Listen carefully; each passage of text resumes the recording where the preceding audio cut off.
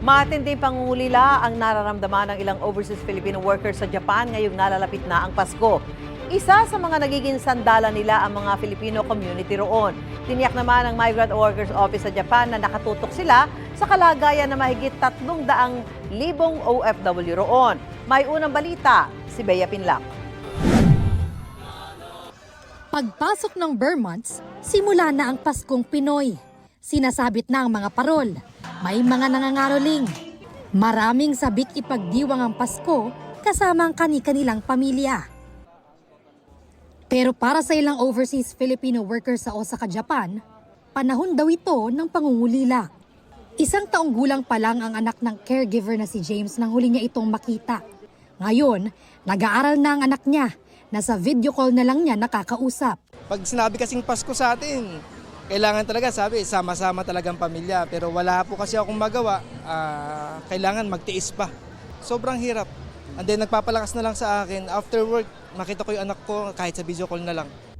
Si Reyda naman, kinailangan magtrabaho sa Japan dahil hindi raw sapat ang sinasahod niya sa Pilipinas para buhayin ang kanyang pamilya. Kailangan mo talagang magsakripisyo para din sa kanila at saka sa pangarap mo. Kailangan mo talagang maging matatag.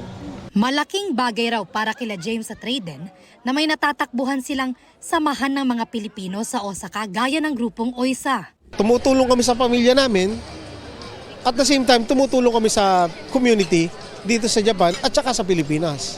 Kapwa natin Pilipino yan, papabayaan ba natin?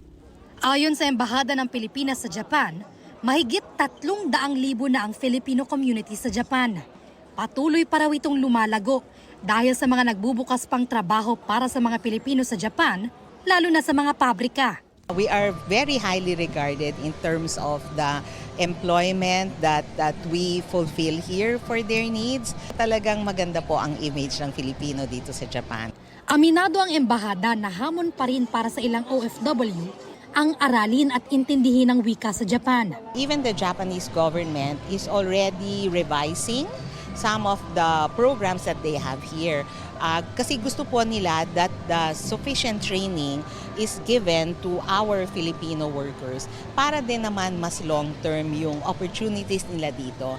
Tiniyak naman nila na tinututukan ng Migrant Workers Office o MWO ang kalagayan ng libo-libong OFW doon. Kung may problema po, our MWO officers and staff are reachable. Para kay James at Rayden, hindi biro ang buhay OFW. Sabik man muling makapiling ang pamilyang naiwan nila sa Pilipinas, lalo na ngayong Pasko, malaking ginhawa raw na may mga kababayan sila sa Japan na itinuturing na nilang pamilya. Ito ang unang balita. Bea Pinlac para sa GMA Integrated News. Gusto mo bang mauna sa mga balita? Mag-subscribe na sa GMA Integrated News sa YouTube at tumutok sa unang balita.